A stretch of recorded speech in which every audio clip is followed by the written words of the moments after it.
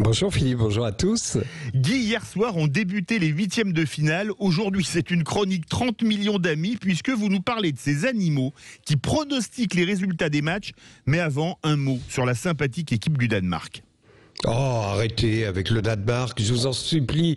Mais vous n'avez pas compris, le Danemark, c'est le monde des bisounours. C'est les chouchous des footix, c'est des institutrices en retraite.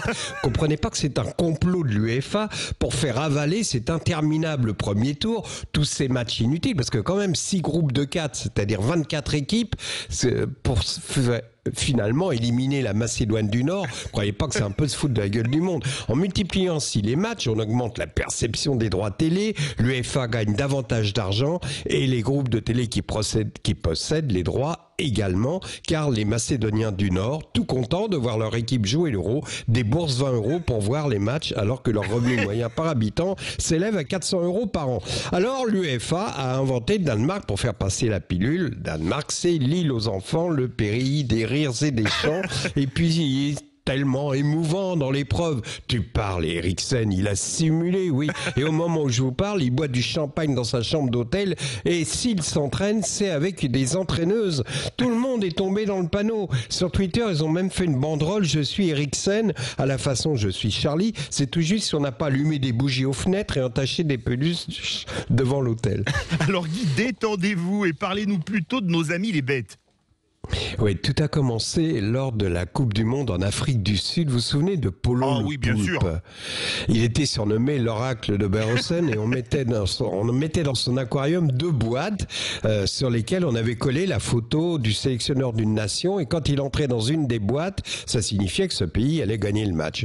Au début, sa réputation était locale, mais il devient mondialement connu lorsque la veille d'un match de l'équipe de France, en voyant la photo de Raymond Domenech sur une boîte, Polo le Poulpe fit une violente crise nerveuse, puis entra dans la boîte et refusa obstinément d'en sortir, préfigurant ainsi l'épisode de la grève dans le bus des joueurs français. Et là, tout le monde fut impressionné qu'une bête puisse prévoir la bêtise des humains à ce point-là. Malheureusement, la charge émotionnelle de cette prédiction lui fut fatale et il décéda quelques semaines après la Coupe du Monde d'une crise cardiaque foudroyante en voyant sur un magazine une photo de Nicolas Anelka. La FIFA se mit alors en quête d'un successeur et trouva Achilles, je ne sais pas si vous vous souvenez, Achilles, le chat sourd de Saint-Pétersbourg.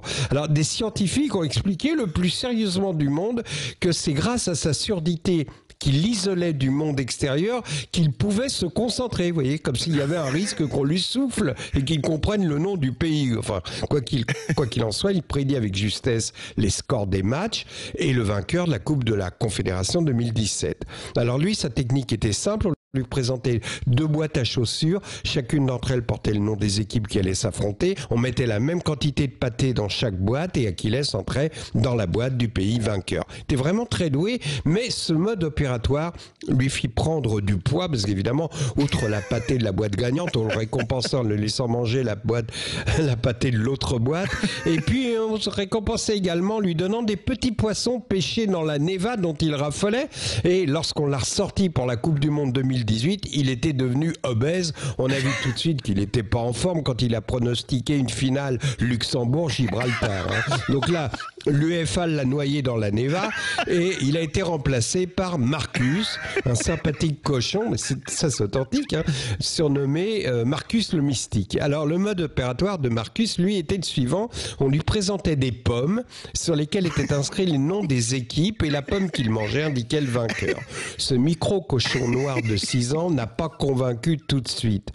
Sur la Coupe du Monde 2018, lorsqu'il a pronostiqué la victoire de la France, sa propriétaire, Juliette Stevens, a déclaré « Au début, l'UEFA n'en voulait pas, car quand ils sont venus lui faire passer les tests et qu'il a désigné la France vainqueur en précisant que Giroud marquerait et que Matuidi jouerait ailier, ils ont éclaté de rire, ils ont failli partir. Mais comme ils n'ont pas trouvé d'autre animal, finalement, ils l'ont gardé et ils ont eu raison. » Bon, pour être exhaustif sur le thème des animaux divinatoires, évidemment, il faut citer la chatte à Dédé, cet animal qui a joué un rôle prépondérant dans les succès des Bleus. puisque c'est elle qui a conseillé au sélectionneur de faire jouer non seulement Giroud et Sissoko, mais Adil Rami. Et là, c'est indiscutablement la plus forte, parce qu'aucun être humain au monde ne pouvait imaginer une chose pareille. La star de cet Euro 2020 devait être Yashoda, l'éléphant de vin qui vit au zoo de Hambourg et qui a prédit la victoire de la France contre l'Allemagne. Mais depuis, il a commis plusieurs erreurs et il vient de perdre tout crédit. Alors, pour remplacer Yashoda, le meilleur devin qu'on ait trouvé jusqu'à présent est François Bayrou, qui, je vous l'ai dit l'autre jour, et c'est authentique, c'est vrai, hein, sinon, évidemment, ça n'aurait aucun intérêt, m'a donné le score exact de France-Portugal. Donc, je viens de lui envoyer un message afin qu'il me communique ses prévisions pour le match France-Suisse de demain. Je ne manquerai pas de vous le faire savoir. Vous allez voir que François Bayrou est capable de réussir pour le foot ce qu'il n'a jamais connu en matière politique, c'est-à-dire avoir une vision d'avenir. Je peux vous faire une confidence, mon cher Guy? Mais je vous en prie. Vos chroniques me font rire comme une baleine et me font un effet bœuf. Alors, la semaine prochaine, avec plaisir. À la semaine prochaine, à la limite du hors-jeu. Merci beaucoup, Guy Carlier. Sud Radio